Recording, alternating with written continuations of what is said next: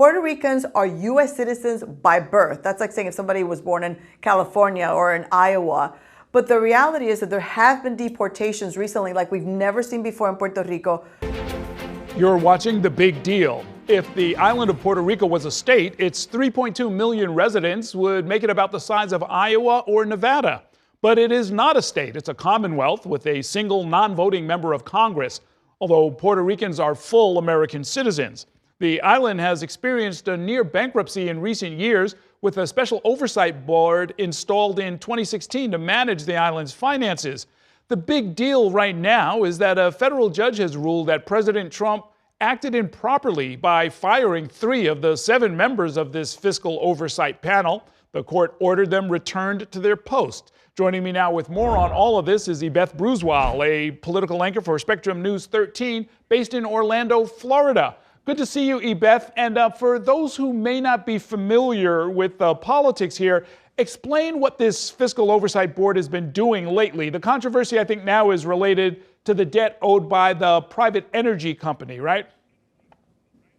So much to talk about here. You know, I grew up in Puerto Rico. My family is still there. There is so much at stake because it is tied to the mainland no matter what. So let me answer your first question. The board was created basically to balance its checkbook, right? Basically dealing with so much crippling fiscal debt. It was a crisis called by many financial experts. It included billions of dollars in public debt. That has been reduced significantly in the last few years when it was first created. Also had to deal with the unfunded pension liabilities. That's a big sticking point that a lot of people don't talk about because it's very complicated. But basically the Financial Oversight and Management Board of Puerto Rico, created under the Puerto Rico Oversight Management and Economic Stability Act years ago, like we mentioned, 2016, consisted of multiple members appointed by then, right, President Barack Obama.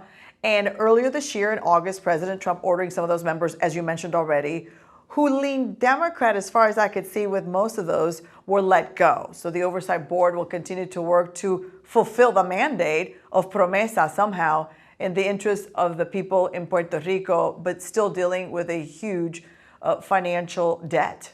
We can't talk about Puerto Rico these days without talking about Bad Bunny, the Puerto Rican megastar, who, like all Puerto Ricans, of course, is an American citizen. The NFL announced that he's going to be headlining next year's Super Bowl halftime show, which would make him the first male Latin artist to do so. That's history in the making.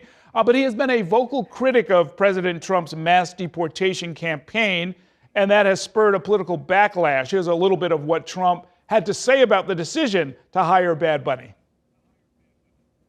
I never heard of him. I don't know who he is. I don't know why they're doing it. It's like crazy. And then they blame it on some promoter that they hired to pick up entertainment. I think it's absolutely ridiculous. It's always risky for politicians to try and take on entertainers, but who's going to win a fight between Donald Trump and Bad Bunny? I don't know. Time will tell. Here's what I'm seeing, Errol, and I never thought I would be doing a show where you and I talking about Bad Bunny, but here we are. I watch the Spanish language news on the island. I listen to the radio stations on the island because I still have a lot of family there. It's truly a mixed bag as to whether that will hurt the president's standings, because really depending on the age of the person, I think in Puerto Rico, if you're younger, you're going to lean and like, yes, I want you to have Bad Bunny on that show. If you're possibly a little bit older, conservative, you're saying, you know what, hang on a second. Maybe that's not the best representation of the Puerto Rican community on stage, but there's no doubt about it. Anything he touches these days is gold.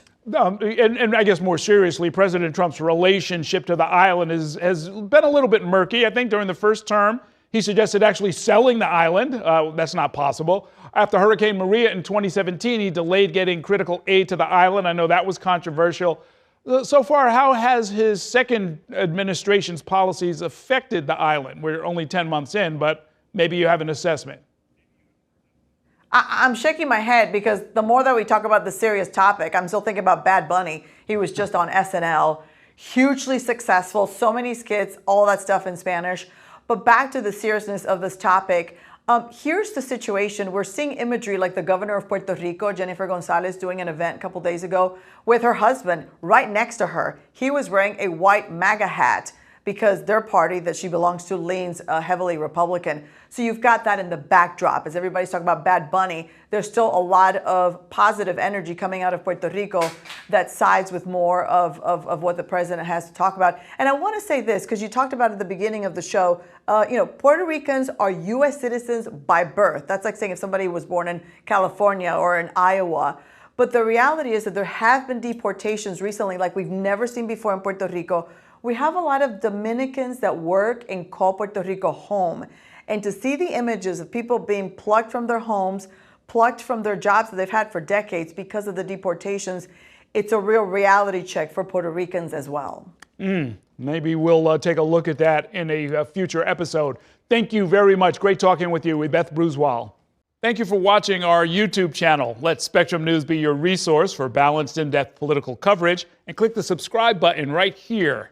You can also download our app or watch us on TV to learn more about the candidates, where they stand on the issues, and more. We'll see you then.